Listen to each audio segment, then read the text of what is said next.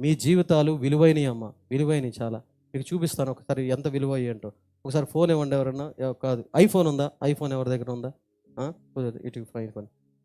నా దగ్గర ఫోన్ ఉంది, కాకపోతే దీనికన్నా ఇది చాలా విలువైంది. మీకు నేర్పించా తెలియటే అనమాట. ఇది ఐఫోన్ అంటారు. ఓకే, నా దగ్గర ఆర్ ఫోన్ ఉంది. ఓకే, రెడ్మీ ఫోన్ అది, ఆర్ ఫోన్ అది. ఇది ఐఫోన్ అంటారు. అంటే ఐఫోన్ అంటే కొంచెం రేట్ ఎక్కువ కాబట్టి కొంచెం వేలు ఉంటుంది. ఇప్పుడు చూడండి, ఈ అబ్బాయి దీనికి ఏం చేశాడంటే, చూడండి, దీనికి కవర్ వేసాడు. తర్వాత ఇక్కడ ఒక గ్లాస్ అంటారు, ఒక టెంపర్డ్ గ్లాస్ అంటారు. అంటే స్క్రాచెస్ పడకుండా, ఏమైనా పగలకుండా ఇవన్నీ దీనికి అలంకరించాడు. ఓకేనా? ఎందుకంటే ఇది విలువైంది కాబట్టి, పాడవకూడదు కాబట్టి. ఇది విలువైంది, చాలా డబ్బులు పెట్టి ఖరీదు పెట్టి కొన్ని వేల రూపాయలు పెట్టి కొన్నాడు కాబట్టి దీనికి జాగ్రత్తగా చూసుకోవటానికి కవర్ వేసాడు. ఆ తర్వాత గ్లాస్ వేసి జాగ్రత్త భద్రంగా కాపాడుకుంటున్నాడు. ఇప్పుడు చూడు, నిన్ను చూపిస్తా. ఓకే, నీలో కిడ్నీ ఉందా? ఇది ఒక 50,000 ఉంటుంది అనుకుందాం. ఏదైతే ఫోన్ ఇది 50,000, ఈ 50,000 అనుకుందాం. 50,000కి దానికి సెట్ చేశాడు. 50,000 పెట్టి కొన్నాడు కాబట్టి, 50,000 పెట్టి కొన్నాడు కాబట్టి దీనికి భద్రంగా పాడవకుండా కవర్లో సెట్టింగ్లు అన్నీ చేశాడు. ఇప్పుడు చూడు, మనిషి చూసుకుందాం. నీ కిడ్నీ ఉందా? నీ కిడ్నీ వేరేవాడికి ఇవ్వాలంటే ఎంత ఇస్తాడో తెలుసా డబ్బులు నీకు? నేను ఇప్పుడు చెప్పే మాటలు వినండి, చెయ్యొద్దు. ఓకే, నీ కిడ్నీ అమ్మితే ఎంత వస్తుంది తెలుసా? లక్ష డోనార్లు ఉంటారు. కొందరు చాలా డబ్బులు ఉంటాయి, ఆయుష్ ఉండదు, ఆరోగ్యం ఉండదు, వాళ్ళ కిడ్నీ ఉండదు, కానీ బోల్డ్ డబ్బులు ఉంటాయి. వాడు 10 లక్షలుగానే ఇస్తాడు. 5 లక్షలు ఇస్తాను సార్, నా కిడ్నీ చాలా అంటాడు. అలా బోల్డ్ మంది ఉన్నారు. మనం డోనారు, వాడు రిసెప్టర్ అనమాట. వాళ్ళ దగ్గర బోల్డ్ డబ్బులు ఉంటాయి, కానీ వాళ్ళకి ఆరోగ్యం ఉండదు, బతకాలం ఉంటుంది. సో వాళ్ళ డబ్బు అంటే లెక్కలేదు, పర్లేదు, నా డబ్బు బోల్డ్. ఏం చేసుకుంటే డబ్బు అంతా ₹1,00,000 ఉన్నాయి, లోపల ఏం లేవు, సరిగ్గా ఏం లేదు. ఏంటంటే చచ్చిపోతాడు. సో వాడు ఏంటోడు, నీ కిడ్నీ నీ కనీసం లక్ష వేసుకుందామా, ₹1,00,000 పెట్టి కొంటాడు. నీకెన్ని ఉన్నాయి కిడ్నీలు? నీకెన్ని ఉన్నాయి? నీకు అన్నీ ఉన్నాయి. Very good. 2 కిడ్నీలు, 2 లక్షలు వేసుకున్నావా? Very good. గుండె, ఊపిరితిత్తులు ఇవన్నీ ఉన్నాయిగా, బాగాలే. అన్నిటి కనీసం 1,00,000 వేసుకుంటే నువ్వెంత తేలుతావు? ఇంకా చాలా ఉన్నాయి నీ బాడీలో. కొనేవాళ్ళు బోడుమంది ఉన్నారు బయట. నీ విలువేంటి నీకు చూపిస్తున్నా అంతే.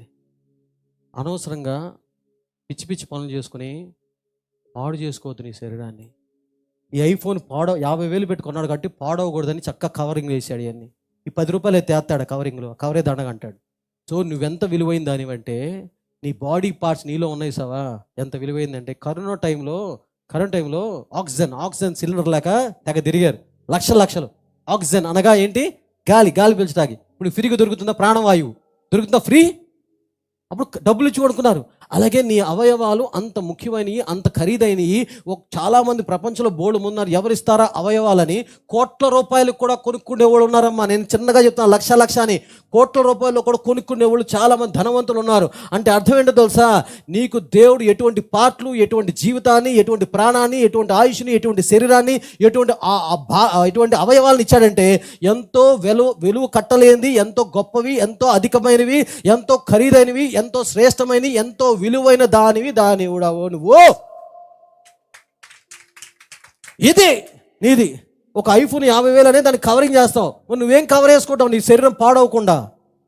ఏం టెంపర్డ్ గ్లాస్ వేసుకుంటావు? నీ బతుకు నీ ఇష్టం వచ్చినట్టు జీవించకుండా నేను జాగ్రత్తగా ఉండాలి, నా జీవితం విలువైంది, నాలో ఉన్న దేవుడు పెట్టిన భాగాలు, పార్ట్లు, ఇవన్నీ ఏదైనా సరే లోపలే ఉన్నాయి, చాలా విలువైన, చాలా జాగ్రత్త కాపాడుకోవాలి, మంచిగా ఉండాలి. నా జీవితం నిజంగా మానవుని జీవితం గొప్పది, నేను ఇష్టం వచ్చినట్టు ఉండకూడదు. నేను పుట్టేది ఒకసారే, చచ్చేది ఒకసారే, కనుక ఈ జీవితాన్ని మంచిగా కాపాడుకోవాలి. ఒక చోట రాశా, ఒక మనిషి పుట్టినప్పుడు అందరూ ప్రేమిస్తారు, మళ్ళీ ఎప్పుడు ప్రేమిస్తారు తెలుసా? షరతులు లేని ప్రేమతో. పుట్టినప్పుడు షరతులు లేని ప్రేమతో ప్రేమిస్తారు. నా చెట్టి అరే అచ్చపోలి వాళ్ళకి నీకు అన్నీ కొనిస్తారు. ఎందుకు తెలుసా? నువ్వు వాళ్ళని ఏం తిట్టలేవు కాబట్టి. రెండోదిగా షరతులు లేని ప్రేమతో ప్రేమించేది పోయినప్పుడు, అప్పుడు నువ్వు వాళ్ళని ఏం తిట్టలేవు కాబట్టి. దీని మధ్యలో ఉంటుందే, నువ్వు మేనేజ్ చేసుకోవాలి.